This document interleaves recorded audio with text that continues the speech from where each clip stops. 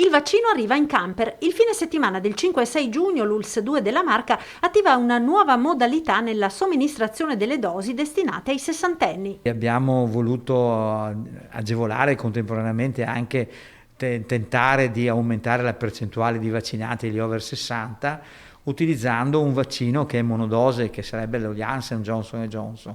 Il camper dell'ULSS sarà nelle piazze individuate con i sindaci di Oderzo, Conegliano, Vittorio Veneto, Castelfranco, Montebelluna e Treviso. L'accesso alla vaccinazione sarà libero e punta a far salire la percentuale di immunizzati tra i sessantenni, fascia d'età al momento ancora un po' indietro per adesione, e a dimostrare l'efficacia del vaccino sono i dati sull'andamento dei contagi nella Marca. Fascia over 80, zero contagi.